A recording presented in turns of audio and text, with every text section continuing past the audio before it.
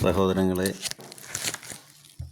ഇന്ന് നാം ചിന്തിക്കുന്ന വിഷയം യേശുവിൻ്റെ മരണത്തിന് സദൃശമായ ഒരു മരണത്തോട് നാം ഐക്യപ്പെട്ടവരാകുന്നത് എങ്ങനെ. റോമാലേഖനം 6-ാം അധ്യായം 5-ാം വാക്യം. For if we have been united with him in a death like his, we will certainly be united with him in a resurrection like his. അവൻ്റെ മരണത്തിന് സദൃശമായ ഒരു മരണത്തോട് നാം ഐക്യപ്പെട്ടവരായെങ്കിൽ നാം അവൻ്റെ പുനരുദ്ധാനത്തോടും ഐക്യപ്പെട്ടവരാകും.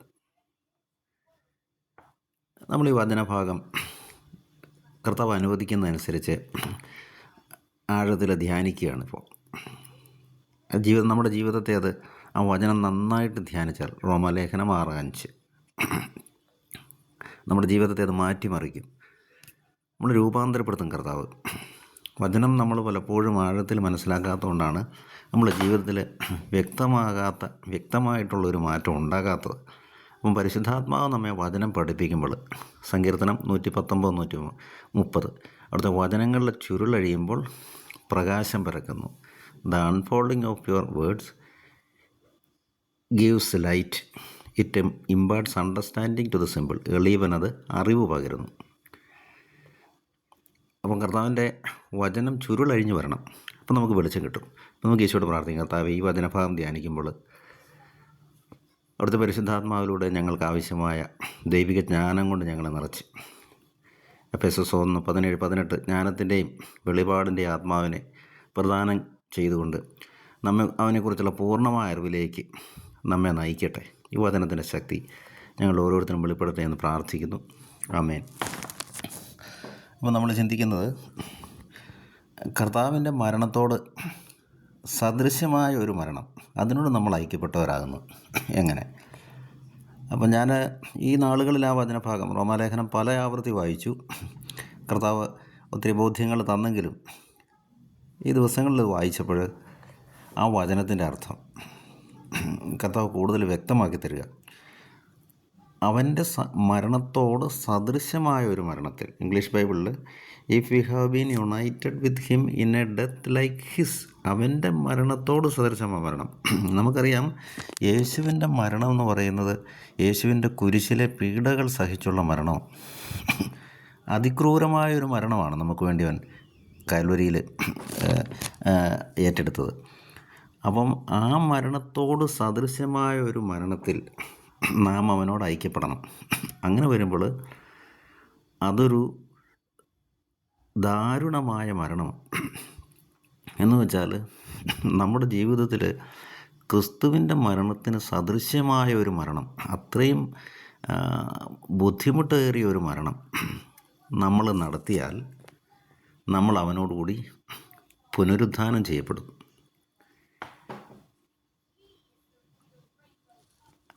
അപ്പോൾ 6-ാമത്തെ 5-ാം വചനമാണ് വായിച്ചത് റോമാലേഖനം. 6-ാം വചനം കൂടെ വായിക്കുമ്പോൾ നമ്മളത് 10-15 വരെ വചനങ്ങൾ വായിക്കും. അപ്പോൾ അത് നമുക്ക് കൂടുതൽ 15 അതിന് ശേഷവും വായിക്കും. അപ്പോൾ നമുക്ക് അതിൻ്റെ അർത്ഥം കർത്താവ് കൂടുതൽ വ്യക്തമാക്കി തരും. 6-ാം വചനം പറയുകയാണ്, we know that our old self was crucified with him so that the body of sin might be destroyed and we might no longer be enslaved to sin.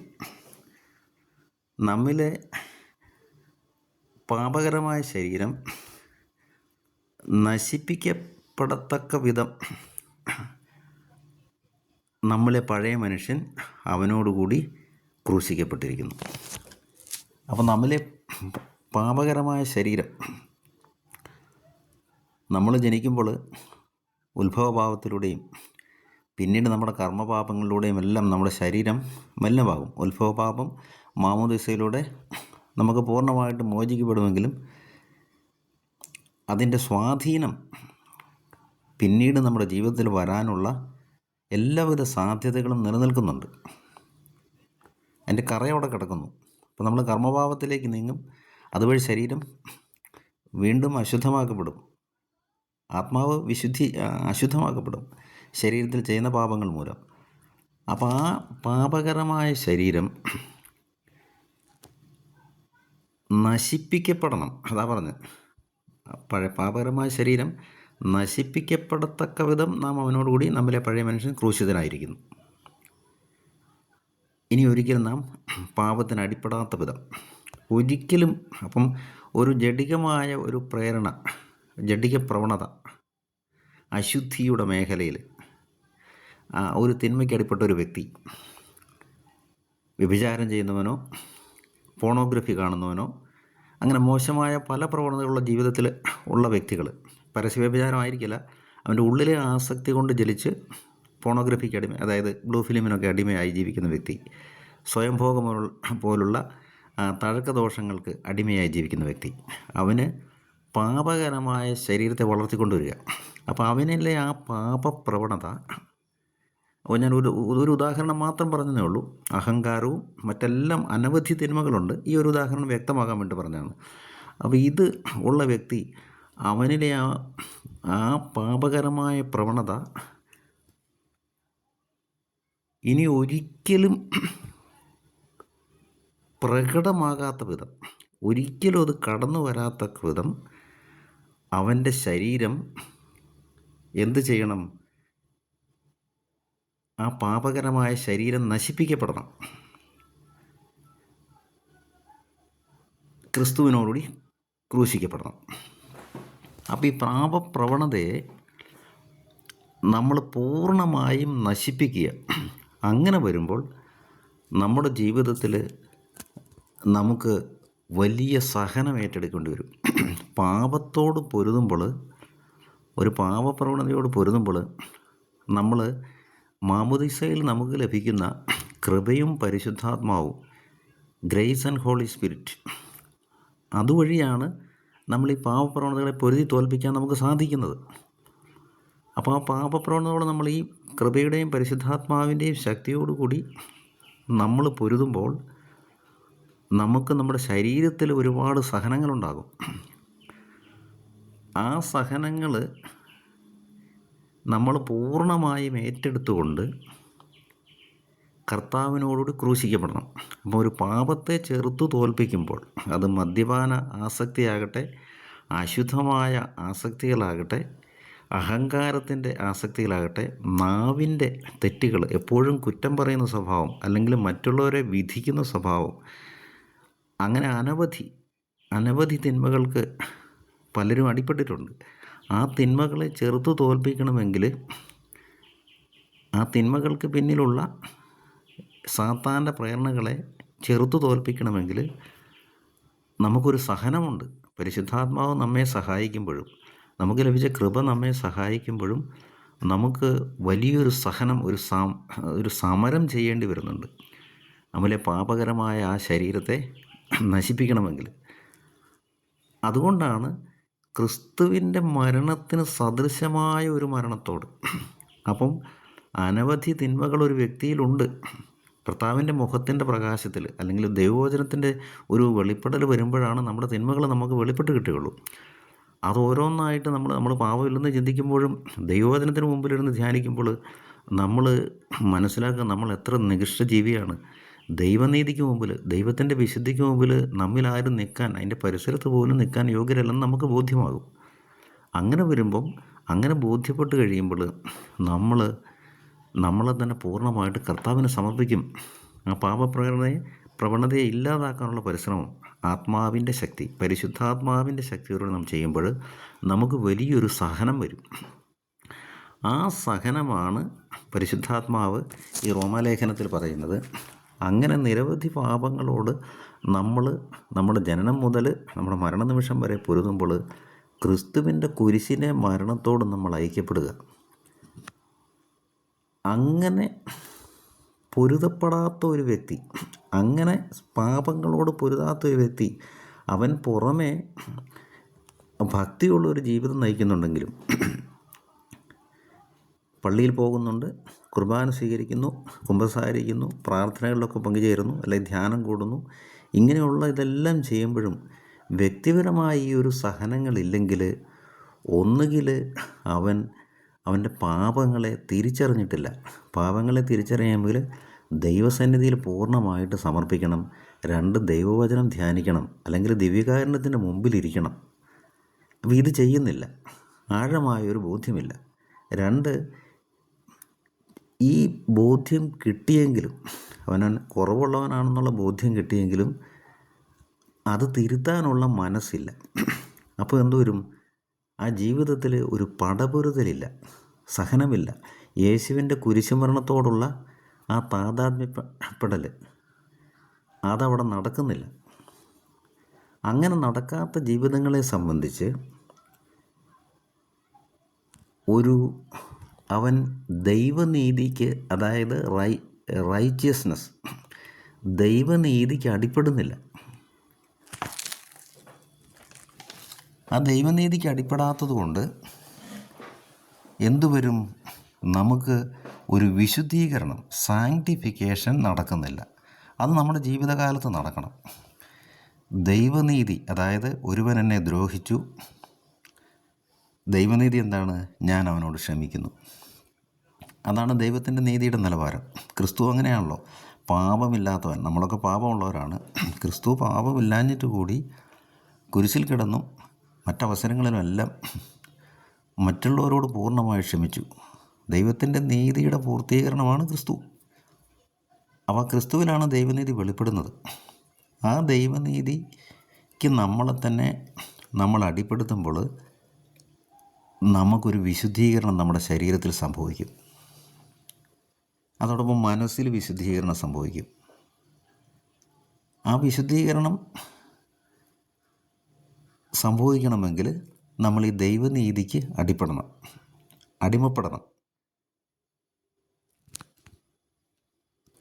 അങ്ങനെ പാപപ്രവണതകളോട് കഠിനമായിട്ട് പടവെട്ടി കഠിനമായ സഹനം നേരിടുന്ന ഒരു വ്യക്തിക്ക് മാത്രമേ എന്ത് നടക്കുന്നുള്ളൂ? ഒരു വിശുദ്ധീകരണം നടക്കുന്നുള്ളൂ. ഈ വിശുദ്ധീകരണം നടക്കാത്ത ഒരു വ്യക്തിയെ സംബന്ധിച്ച് അവന് ഇറ്റേണൽ ലൈഫ് ഇല്ല, നിത്യജീവിതമില്ല. വിശുദ്ധീകരണം നടക്കുന്ന വ്യക്തി യേശുവിൻ്റെ ഉയർപ്പിന് സദൃശമായ ഒരു പുതിയ ജീവിതത്തിലേക്ക് പ്രവേശിക്കും. അതാണ് പൗലോസ്ലീഹ റോമലേഖനം 6-ാം അധ്യായത്തിൽ ആദ്യ ഭാഗങ്ങളിൽ അതിന് 4-ാം വചനം, നമ്മൾ മാമോദീസയിൽ അവനോടൊത്ത് സംസ്കരിക്കപ്പെട്ടു. ഇത് മരിച്ചവരിൽ നിന്ന് ഉയർത്ത പിതാവിൻ്റെ മഹത്വത്തോടു കൂടി ഉയർത്ത ക്രിസ്തുവിനോടൊപ്പം നാം പുതിയ ജീവിതം നയിക്കേണ്ടതിനാണ്. നമുക്കറിയാം, നമ്മുടെ അന്തിമമായ ഉയർപ്പ് നമ്മുടെ പുനരുത്ഥാനത്തിലാണ്, അന്ത്യവിധിയിലാണ് നടക്കുന്നത്. പക്ഷേ ഈ പുതിയ ജീവിതം എപ്പം കിട്ടും? ക്രിസ്തുവിനോട് നമ്മൾ പൂർണ്ണമായിട്ട് ഐക്യപ്പെടാൻ ശ്രമിക്കുമ്പോൾ. അതുകൊണ്ടാണ് എഫെസോസ് ലേഖനത്തിൽ പറയും, അവൻ നമ്മെ ക്രിസ്തുവിനോടൊപ്പം പുനർജീവിപ്പിച്ചവിടുത്തെ സ്വർഗത്തിലവിടുത്തെ വലതുഭാഗത്തിരുത്തി. അതിൻ്റെ അർത്ഥം നമ്മൾ ശരിക്കും സ്വർഗത്തിൽ ഇരുന്നിട്ടില്ല ഫിസിക്കലായിട്ട്, പക്ഷേ പുതിയ ജീവിതത്തിലേക്ക് ഇപ്പോൾ തന്നെ നമ്മൾ പ്രവേശിച്ചു ക്രിസ്തുവിനോടുകൂടി. നമ്മളിപ്പം ക്രിസ്തുവിലാണ് ജീവിക്കുന്നത്.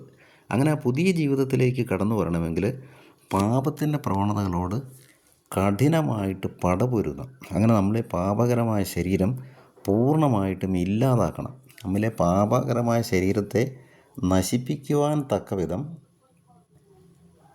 കഠിനമായൊരു സഹനത്തിലൂടെ, ആ സഹനം വരുന്നത് പാപപ്രവണതകളോട് പോരാടുമ്പോഴാണ്. അങ്ങനെ ഒരു വ്യക്തി യേശുവിൻ്റെ ഉയർപ്പിനോട് സദൃശമായ ഒരു പുതിയ ജീവിതത്തിലേക്ക്, ഇങ്ങനെ വായിക്കുന്ന, so that just as Christ was raised from the dead by the glory of the Father, so we too might walk in newness of life. റോമലേഖനം 6-ാം അധ്യായം 4-ാം വാക്യം. പിതാവിൻ്റെ മഹത്വത്തിൽ യേശു ഉയർത്തെഴുന്നേറ്റതുപോലെ നമ്മളും ഒരു പുതിയ ജീവിതം നയിക്കേണ്ടതിനാണ് മാമോദിസായിൽ അവനോടൊത്ത് സംസ്കരിക്കപ്പെട്ടത്. എന്താണ് സംസ്കരിക്കപ്പെട്ടത്? നമ്മിലെ പഴയ മനുഷ്യൻ്റെ സ്വഭാവങ്ങൾ. ശിശുവായപ്പം മാമോദിസ സ്വീകരിച്ചുകൊണ്ട് അത് പൂർണ്ണമായിട്ടൊന്നും ഇഫക്റ്റീവായിട്ടില്ല.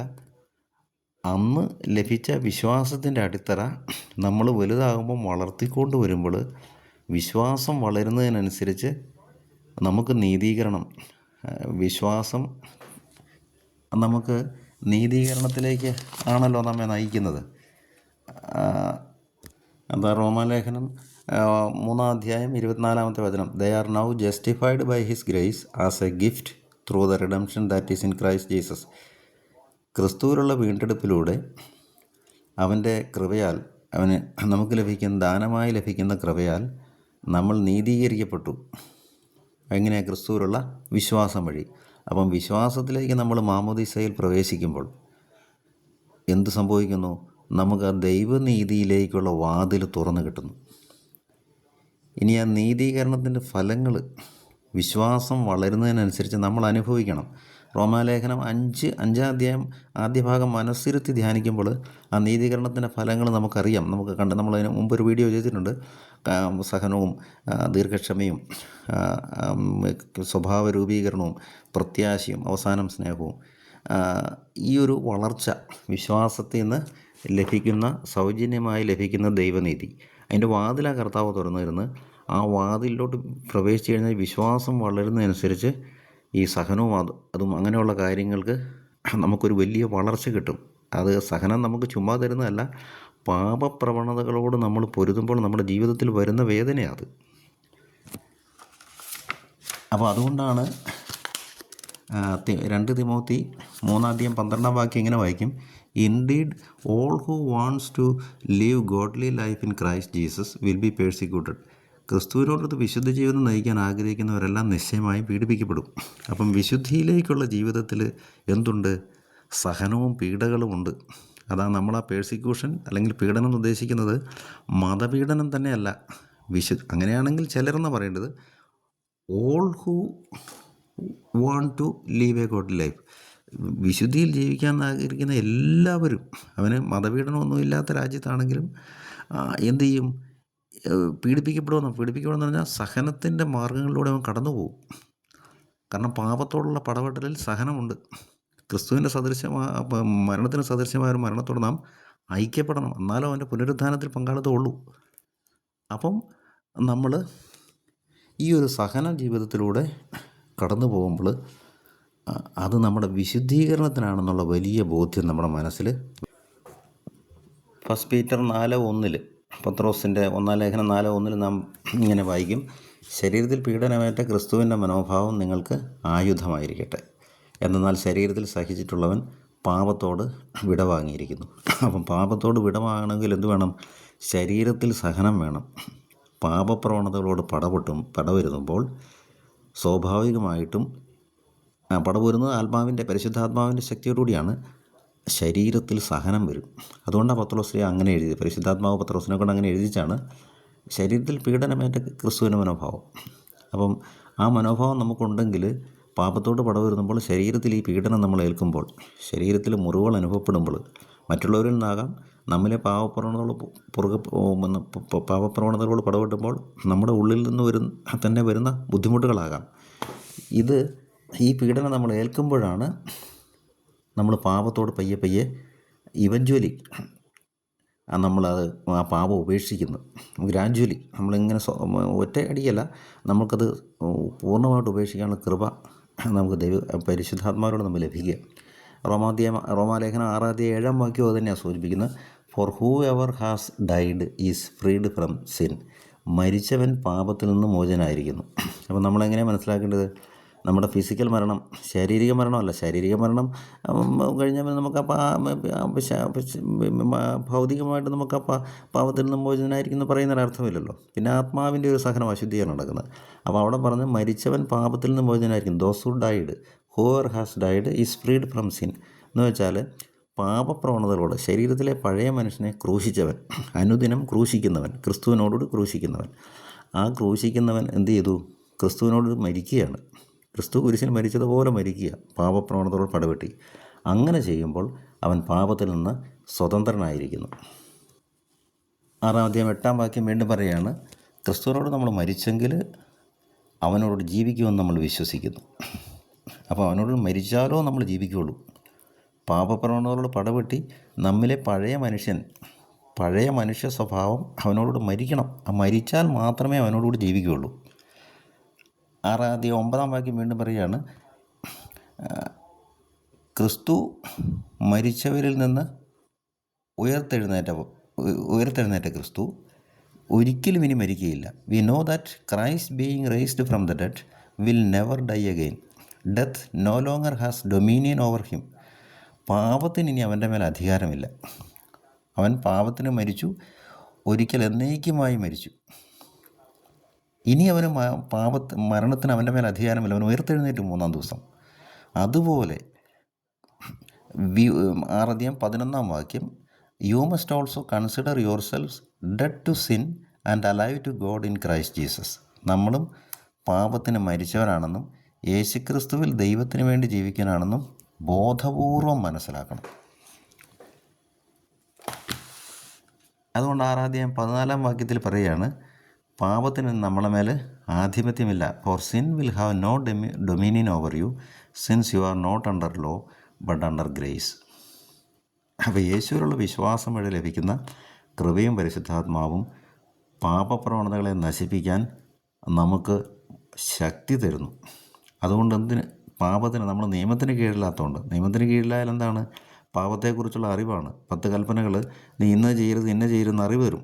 പക്ഷേ അത് ചെയ്യാതിരിക്കാനുള്ള ഗ്രേസ്, ശക്തി നമുക്ക് തരുന്നില്ല. അപ്പോൾ നമ്മളിപ്പോൾ നിയമത്തിൻ്റെ കീഴിലല്ല, യേശുക്രിസ്തു കൊണ്ടുവന്ന കൃപയ്ക്ക് കീഴില്ല. യേശുക്രിസ്തുവിലുള്ള വിശ്വാസം വഴി നമുക്ക് ലഭിക്കുന്ന കൃപ, അതോടൊപ്പം പരിശുദ്ധാത്മാവും അതിൻ്റെ കീഴിലായതുകൊണ്ട്, ഒന്ന്, പാപത്തെ വേർതിരിച്ചറിയാൻ മനസ്സിലാക്കാൻ നമുക്ക് സാധിക്കും. 2, പാപത്തിൽ നിന്ന് പിൻവാങ്ങാൻ, പൂർണ്ണമായിട്ടും അതിൽ നിന്ന് ഒഴിഞ്ഞേക്കാനുള്ള ശക്തി പരിശുദ്ധാത്മാവ് തരും. മറ്റേ നിയമം പാപത്തെക്കുറിച്ച് മനസ്സിലാക്കാനുള്ള അറിവ് തരും, പക്ഷേ പിൻവാങ്ങാനുള്ള ശക്തി തരുന്നില്ല. നമുക്ക് യേശുക്രിസ്തു വഴി കൃപയും പരിശുദ്ധാത്മാവും ലഭിക്കുന്നതുകൊണ്ട് പാപത്തെക്കുറിച്ച് കൃത്യമായ ധാരണയും കിട്ടും, അതിൽ നിന്ന് ഒഴിഞ്ഞു നിൽക്കാനുള്ള ശക്തിയും ലഭിക്കും.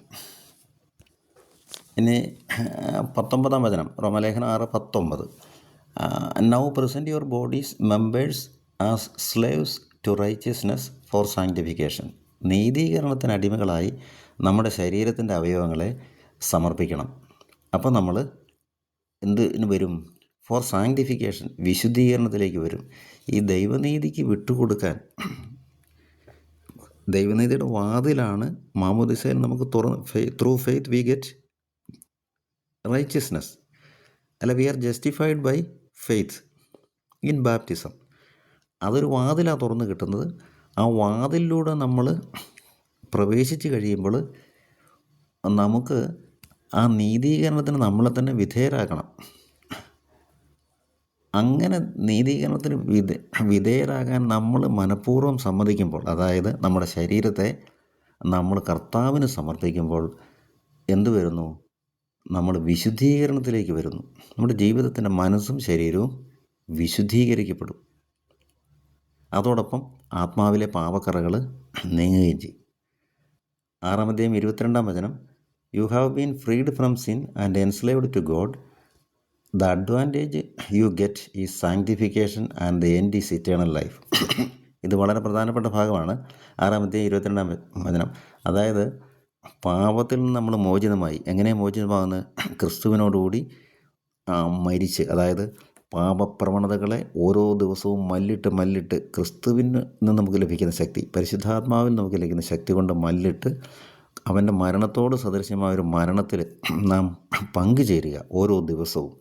അങ്ങനെ പങ്കുചേരുമ്പോൾ നമ്മൾ വിശുദ്ധീകരണത്തിലേക്ക് കടന്നു വരും. ആ വിശുദ്ധീകരണം, ആ വാക്യം ശ്രദ്ധിക്കണമേ, അതുവഴി നമുക്ക് ലഭിക്കുന്നത് വിശുദ്ധീകരണവും അതിൻ്റെ അവസാനം നിത്യജീവനുമാണ്.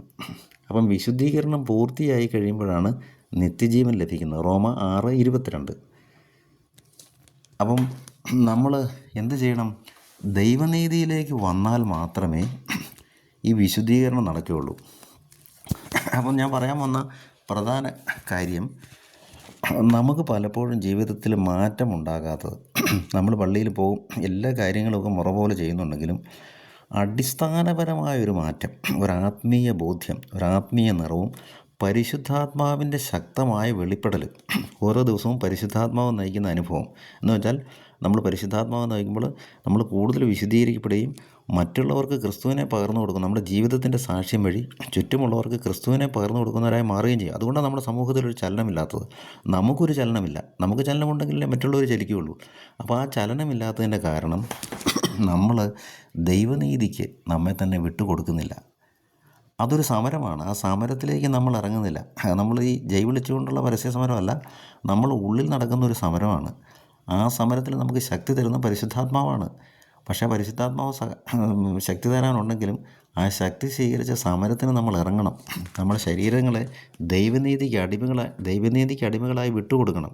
ദൈവനീതിക്ക് അടിമകളായെന്ന് പറഞ്ഞാൽ, ഒന്നുകൂടി വ്യക്തമാക്കാം, ഒരുത്തൻ നമ്മോട് തെറ്റ് ചെയ്യുന്നു, അപ്പം സ്വാഭാവിക പ്രവണത അവനോട് തിരിച്ചു ചെയ്യുക എന്നുള്ളതാണ്. എത്ര വലിയ കഠിന തെറ്റാണെങ്കിലും എന്തു ചെയ്യണം? ദൈവം നമ്മോട് കുരിശിൽ ക്ഷമിച്ചു. നമുക്ക് കൊടുക്കാനാകാത്ത വില ദൈവം കൊടുത്തു കഴിഞ്ഞു, നമ്മളെ സ്വർഗത്തിലേക്ക് നിത്യജീവിതത്തിൽ കൊണ്ടുപോകാൻ. അത് മനസ്സിലാക്കി കഴിഞ്ഞാൽ, ആ ദൈവത്തിൻ്റെ സ്നേഹം ക്രിസ്തുവിൽ പൂർത്തിയായ ക്രിസ്തുവിൻ്റെ ബലിയിൽ പൂർത്തിയായ ദൈവസ്നേഹം മനസ്സിലാക്കി കഴിഞ്ഞാൽ, നമ്മൾ മറ്റുള്ളവർ ചെയ്യുന്ന പാപങ്ങൾ, നമ്മളോട് ചെയ്യുന്ന തെറ്റുകൾ, അതൊന്നും അതിൻ്റെ ഒരു 100-ലോ 10,000-ലോ ഒരു അംശമോ അളവ് വരില്ല. അപ്പം നമ്മളോട് പൂർണ്ണമായിട്ട് ക്ഷമിക്കാൻ. അപ്പം അതാണ് ദൈവനീതിക്ക് കീഴ്വഴങ്ങുന്നത്. അപ്പം നമ്മൾ പൊറുക്കേണ്ടടുത്ത് പൊറുക്കണം, നന്മ ചെയ്യേണ്ടടുത്ത് നന്മ ചെയ്യണം, അർഹിക്കുന്നവന് കൊടുക്കണം, സ്വാർത്ഥത കൈവിടണം, മറ്റുള്ളവരെ നമ്മളെക്കാൾ ശ്രേഷ്ഠരായിട്ട് പരിഗണിക്കണം. പിന്നെ നമ്മളിലെ ആസക്തികൾ, ജഡികമായ ആസക്തികൾ, ഭക്ഷണാസക്തി, ഭോഗാസക്തി, അതുപോലെ അനവധി കാര്യങ്ങൾ, അങ്ങനെയുള്ള കാര്യങ്ങൾ നമ്മൾ ഒരുതൻ വ്യഭിചാരം ചെയ്യുന്നില്ലെങ്കിലും ചിലപ്പോൾ പോണോഗ്രഫിക്ക്, ബ്ലൂ ഫിലിമിനൊക്കെ അടിമയായിട്ട് ജീവിക്കും. അപ്പോൾ അവൻ ഒന്നും തെറ്റ് ചെയ്യുന്നില്ല എന്നാണ്, പക്ഷെ അവൻ്റെ ആത്മാവ് മുഴുവൻ കറ പിടിച്ച് വൃത്തികേടായി കിടക്കുക. അവൻ്റെ ജീവിതത്തിൽ വിശദീകരണമില്ല. അപ്പം അങ്ങനെ പള്ളിയിൽ പോകുന്നുണ്ടെങ്കിലും കുർബാന സ്വീകരിക്കുന്നത് എന്താണ്? ആത്യന്തികമായിട്ട് അവനൊരു വിശദീകരണവുമില്ല, നടക്കുന്നില്ല. അവൻ്റെ തോന്നലിൽ അവന് വിശദീകരണം നടക്കുന്നുണ്ടെന്നാണ്. അപ്പം അങ്ങനെയുള്ള പ്രവണതകൾ, അശുദ്ധിയുടെ പ്രവണതകൾ, അഹങ്കാരത്തിൻ്റെ പ്രവണതകൾ, എൻ്റെ കഴിവുമാണ് എല്ലാം നേടുന്നത്, എൻ്റെ കഴിവാണ് എല്ലാം വഴി നടത്തുന്നത്, അങ്ങനെ ചിന്തിക്കുന്നത് മൂലം ഉണ്ടാകുന്ന ആ അഹങ്കാരത്തിൻ്റെ അസ്വസ്ഥതകൾ, അത് മുഴുവൻ നമ്മൾ ദൈവനീതിയിലേക്ക് വിട്ടുകൊടുക്കുമ്പം നമുക്ക് ആ അഹങ്കാരം വിട്ടുപോകും, അശുദ്ധി വിട്ടുപോകും, സ്വാർത്ഥത വിട്ടുപോകും. ആ വിട്ടുപോകൽ നടക്കുമ്പോൾ നമ്മൾ ദൈവനീതിക്ക് നമ്മളെ തന്നെ അടിമപ്പെടുത്തും. എൻസ്ലേവിങ് ടു ഗോഡ്സ് റൈച്ചസ്നെസ്. അങ്ങനെ ചെയ്തു കഴിയുമ്പോൾ എന്തുവരും? വിശുദ്ധീകരണം നടക്കും. അതിൻ്റെ അവസാനം നിത്യജീവൻ, ഇറ്റേണൽ ലൈഫ്. ആ വിശുദ്ധീകരണത്തിൻ്റെ അവസാനമാണ് നിത്യജീവൻ. അപ്പോൾ അത് വിശുദ്ധീകരണം നമ്മളിവിടെ പൂർത്തിയായാൽ, വിശുദ്ധീകരണം നമുക്ക് പൂർത്തിയാകുകയാണെങ്കിൽ എന്താണ്? നമുക്ക്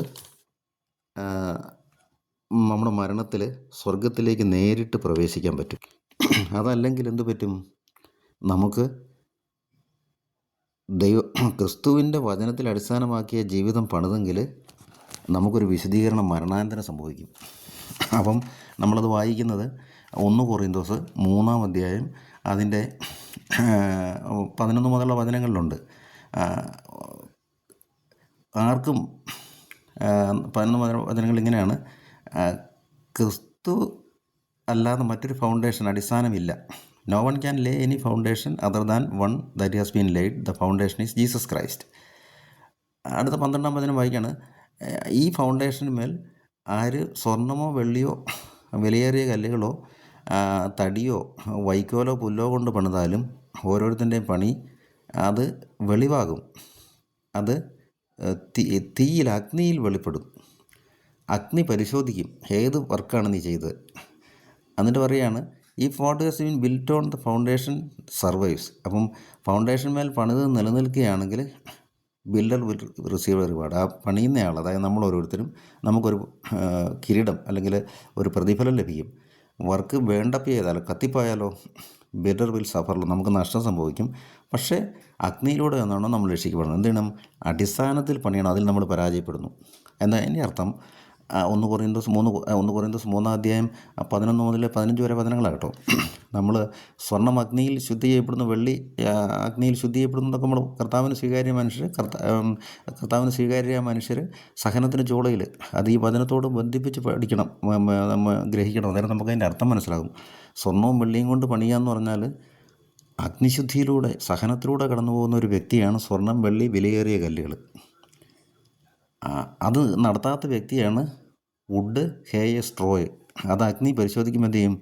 തടിയാണെങ്കിൽ പെട്ടെന്ന് കത്തിപ്പോവും, വൈക്കോൽ പെട്ടെന്ന് കത്തിപ്പോവും, പുല്ല് പെട്ടെന്ന് കത്തിപ്പോവും, പണി നിലനിൽക്കുന്നില്ല. പക്ഷേ അവൻ ക്രിസ്തു ആകുന്ന ഫൗണ്ടേഷൻ പണിയാൻ ശ്രമിച്ചു, വീഴ്ചകളാണ് വന്നത്. അപ്പോൾ എന്ത് ചെയ്യും? അവൻ ശുദ്ധീകരണ സ്ഥലത്തിൽ കൂടെ കടന്നുപോയി ആത്മാവ് രക്ഷിക്കപ്പെടും. പക്ഷെ നമ്മൾ കഷ്ടതയുടെ ചൂളയിലൂടെ കഷ്ടതയുടെ ചൂളയിൽ ഞാൻ അതിനെ ശോധന ചെയ്തു, എനിക്ക് വേണ്ടി മാത്രം. കർത്താവിന് സ്വീകാര്യ മനുഷ്യർ കഷ്ടതയുടെ ചൂളയിൽ ശോധന ചെയ്യപ്പെടുന്നു. പ്രഭാഷണങ്ങൾ നമ്മൾ വായിക്കും. സ്വർണം കണ്ടെന്ന പോലെ ഞാൻ നിന്നെ ശുദ്ധി ചെയ്തു. അപ്പം സ്വർണവും വെള്ളിയും അപ്പോൾ അടിസ്ഥാനത്തിൽ നമ്മൾ ശുദ്ധി ചെയ്യപ്പെടുന്ന പറഞ്ഞാൽ ഈ സഹനത്തിലൂടെ നമ്മൾ കടന്നു പോകണം. അപ്പം നമ്മുടെ പണി നിലനിൽക്കും. നമ്മൾ എന്ത് ചെയ്യും? നമുക്ക് റിവാർഡ് കിട്ടും. അതായത് അഗ്നിശുദ്ധി വരുത്തിയ സ്വർണം, അഗ്നിശുദ്ധി വരുത്തി നമ്മൾ ഈ ജീവിതത്തിൽ തന്നെ അതങ്ങനെ അഗ്നിശുദ്ധി വരുത്തി. പിന്നെ നമുക്ക് ശുദ്ധീകരണ സ്ഥലത്തിൽ കൂടെ മറ്റൊരു അഗ്നിശുദ്ധി വരുത്തേണ്ട ആവശ്യമില്ല. അതുകൊണ്ടാണ് നമ്മൾ റോമാലേഖനം 12-ാം അധ്യായം 12-ാം വചനത്തിൽ വായിക്കും, 1-ാം വചനത്തിൽ വായിക്കും. 12-ാം അധ്യായം 1-ാം വചനം. അതുകൊണ്ട് നിങ്ങൾ ദൈവത്തിൻ്റെ കാരണത്താൽ ഞാൻ നിങ്ങളോട് പറയുന്നു, നിങ്ങളുടെ ശരീരങ്ങളെ സജീവവും ദൈവത്തിന് പ്രീതികരവുമായ ബലിയായി കർത്താവിന് സമർപ്പിക്കുവാൻ. ഇതാണ് നിങ്ങളുടെ യഥാർത്ഥമായ ആരാധന. ഇംഗ്ലീഷ് ബൈബിളിൽ അത് I appeal to you therefore brothers and sisters by the mercy of God to present your bodies as a living sacrifice holy and acceptable to God which is your spiritual worship. ഇതാണ് നിങ്ങളുടെ ആത്മീയ ആരാധന. ഇതാണ് ഈശോ സമറിയക്കാരി സ്ത്രീയോട് പറഞ്ഞത്, you worship in spirit and truth. ആത്മാവിലും സത്യത്തിലും ആരാധിക്കണം. അപ്പോൾ ഈ സ്പിരിച്വൽ വർഷിപ്പ് എന്താണ്? ആ ആത്മാവിലും സത്യത്തിലുള്ള ആരാധന ദൈവവചനം മനസ്സിലാക്കി ഗ്രഹിച്ച് നമ്മൾ നമ്മുടെ ശരീരങ്ങളെ ബലിയായി ക്രിസ്തുവിന് സമർപ്പിക്കും. അതുകൊണ്ടാണ് പത്രോസ് ലേഖനത്തിൽ പറയും, നമ്മൾ പ്രീസ്റ്റാണ്, രാജകീയ പുരോഹിതഗണമാണ്. പുരോഹിതനാരാണ്? ബലിയർപ്പിക്കേണ്ടവനാണ്. എന്താണ് ബലിയർപ്പിക്കുന്നത്? ഈ ആത്മീയ ബലിയാണ്. അതായത് ഓരോ ദിവസവും നമ്മുടെ ശരീരങ്ങളെ കർത്താവിന് പ്രീതികരമായ ബലി എന്ന് വെച്ചാൽ ശരീരത്തിൻ്റെ പ്രവണതകളെ നിഹനിച്ച് ആ നിഹനിക്കൽ, ആ പ്രക്രിയ കർത്താവിന് സമർപ്പിക്കുക. അതാണ് നമ്മുടെ ബലി. ആ ബലി കർത്താവിന് സ്വീകാര്യമായ ബലിയാകും. അത് കർത്താവ് സ്വീകരിച്ച് നമ്മുടെ മനസ്സിനെ നവീകരിക്കും, നമ്മുടെ ആത്മാവിനെ വിശുദ്ധീകരിക്കും. അതിൻ്റെ അവസാനം എന്ത് കിട്ടും? നമുക്ക് നിത്യജീവൻ കിട്ടും. അതാണ് നീതീകരണം. നീതീകരണത്തിലൂടെ നമ്മൾ കടന്നുപോയി നമ്മളെന്ത് ചെയ്യും? നമ്മൾ ആദ്യം വിശ്വാസത്തിൽ തുടങ്ങി നീതീകരണത്തിൽ കൂടെ കടന്നുപോയി നീതീകരണത്തിന് വിട്ടുകൊടുക്കുമ്പം വിശുദ്ധീകരണം നടക്കും. വിശുദ്ധീകരണം നടക്കും. അവസാനം എന്താണ്? മഹത്വീകരണം, ഗ്ലോറിഫിക്കേഷൻ. ആ മഹത്വീകരണം നമ്മുടെ ശരീരങ്ങളെ വീണ്ടെടുപ്പാണ്. അതോടുകൂടി നമുക്ക് നിത്യജീവൻ. അപ്പോൾ ഈ ബോധ്യത്തിലേക്ക് നമുക്ക് കടന്നു വേണം കർത്താവിനോട് പ്രാർത്ഥിക്കാം. കർത്താവ് നമ്മെ അനുഗ്രഹിക്കട്ടെ. വിശുദ്ധിയിലുള്ള ജീവിതം നയിക്കാൻ ഓരോ ദിവസവും നമ്മുടെ ജീവിതത്തിൽ നമുക്ക് അനുഭവപ്പെടുന്ന ബുദ്ധിമുട്ടുകളെല്ലാം കർത്താവിൽ നിന്ന് സ്വീകരിച്ചുകൊണ്ട് പാപത്തോട് പടവെട്ടി വിശുദ്ധിയുള്ള ജീവിതം നയിക്കാൻ നമ്മെ എല്ലാവരെയും കർത്താവ് അനുഗ്രഹിക്കട്ടെ. ആമേൻ.